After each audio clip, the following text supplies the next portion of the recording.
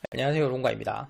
저탄소 고지방 식단에 대한 7번째 영상인데 1부 영상에서는 저탄소 고지방 식단의 종류, 2부 영상에서는 두 개의 식단이 섞여서 만들어지는 이상한 저탄소 고지방 식단, 3부 영상에서는 정제 음식과 비정제 음식, 4부 영상에서는 균형 잡힌 식단, 5부 영상에서는 다이어트에 좋은 음식의 양, 6부 영상에서는 저탄수화물 식단과 인슐린에 대해서 이야기를 했었죠. 자, 이번 영상에서는 저탄수화물 식단과 운동에 대해서 이야기를 좀 해볼 텐데 영상의 내용이 모두 이어지고 있기 때문에 1부 영상부터 순서대로 보셔야 오해 없이 내용을 이해하실 수가 있으세요. 1부 영상 보지 않으신 분은 오른쪽 위에 재생 목록 링크가 나오고 있으니까 클릭하셔서 1부 영상부터 순서대로 보시면 됩니다. 자, 6부 영상에서 비정제 탄수화물을 먹고 있다면 인슐린의 추가 분비가 없기 때문에 충분히 탄수화물을 줄인 식단이고 여기서 탄수화물을 더 줄일 필요는 없다고 이야기를 했습니다. 탄수화물을 더 줄인다고 해서 다이어트 효과가 더 큰 것도 아니고 오히려 다이어트에 좋지 않을 수도 있다고 있는데 그 이유가 운동을 제대로 못하기 때문에 그래요. 운동을 꼭 해야 되나요? 자, 우리가 다이어트를 하는 이유는 몸에 있는 체지방을 줄이기 위해서인데 체지방은 크게 내장지방과 피하지방 두 가지로 나눠집니다.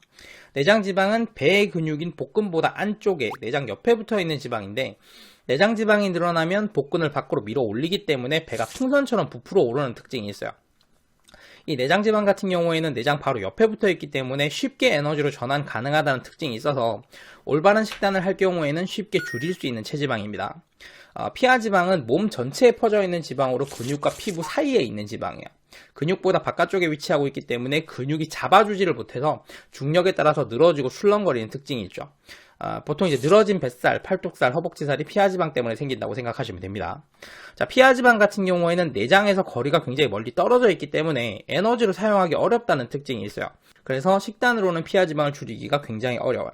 자, 그러면 피하지방을 어떻게 줄이느냐? 근육과 피하지방은 하는 일이 겹치기 때문에 근육량이 줄어들면 피하지방량이 늘어나고 근육량이 늘어나면 피하지방량이 줄어드는 특징이 있습니다. 자, 그래서 피하지방을 줄이고 싶다면 운동으로 근육을 키우는 게 가장 효과적이에요. 이것 때문에 운동을 하는 게 좋다는 거죠. 제가 운동을 너무 싫어하는데 정말 꼭 운동을 해야 되나요? 자, 운동을 하기 싫어하는 이유가 탄수화물 부족 때문일 수가 있어요. 자, 인슐린은 음식의 지방이나 포도당을 체지방으로 저장하는 일을 하기도 하지만 포도당을 글리코겐으로 바꿔서 간과 근육에 저장하는 일을 하기도 합니다. 글리코겐은 근육이 사용하는 에너지이기 때문에 글리코겐이 부족하게 되면 근육에 힘이 없고 근육에 힘이 없기 때문에 운동을 하기 싫은 반응이 나타나는 거예요.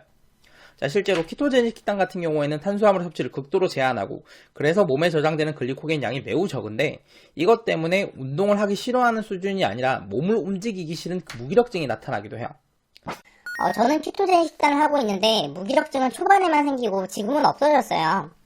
자, 악취가 심한 방에 들어가면 처음은 악취가 느껴지지만 시간이 지나면 악취가 느껴지지 않게 되죠. 같은 자극에 계속해서 노출되면 점점 적응하게 되고 적응하게 되면 자극을 느끼지 못하기 때문에 그래요. 자, 그런데 이거는 내가 익숙해져서 그걸 느끼지 못하는 거지 악취 자체가 없어진 건 아니잖아요. 그죠? 자, 마찬가지로 무기력증을 처음 느낄 때는 내가 몸에 힘이 없구나 라고 느껴지게 되는데 시간이 지나서 익숙해지게 되면 무기력증이 있다는 것 자체를 자각하지 못하게 된다는 특징이 있어요. 그런데 이게 무기력증 자체가 없어진 건 아닙니다. 다이어트를 위해서 저탄수화물 식단을 하기 전에 운동을 하기 싫었던 이유는요? 자, 다이어트를 하기 전에는 정제 음식을 많이 먹었을 거고 그렇다면 몸에 글리코겐이 많이 저장된 상태일 겁니다.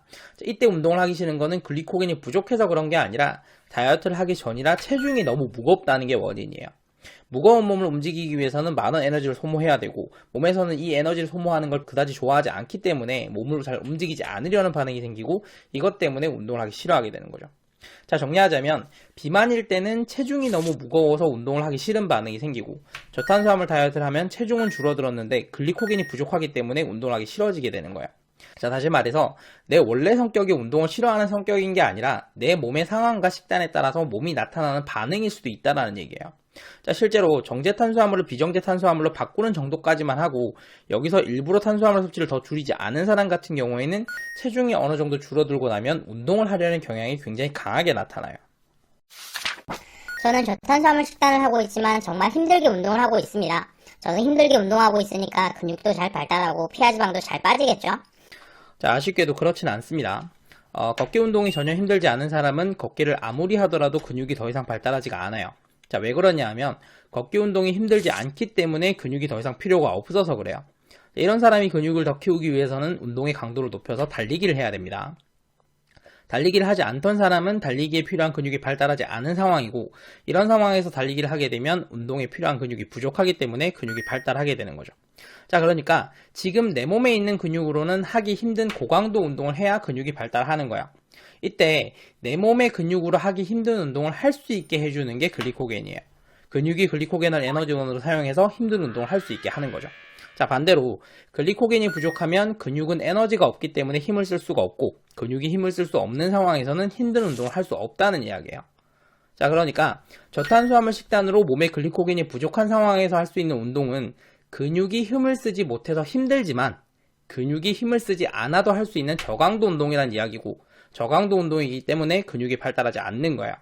그래서 저탄수화물 식단을 하고 있으시다면 운동을 힘들게 하고 있다고 하더라도 하는 만큼 근육이 발달하는 것도 아니고, 근육이 발달하지 않기 때문에 피하지방도 잘 안 줄어들게 됩니다.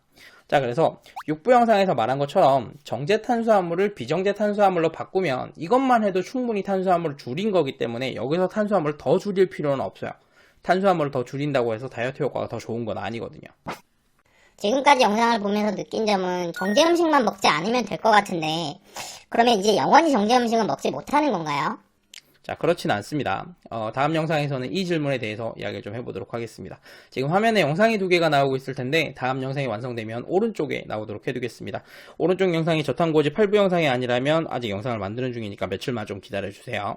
이번 영상이 도움되셨다면 구독과 좋아요 부탁드리고, 저는 다음 영상으로 다시 돌아오겠습니다. 감사합니다.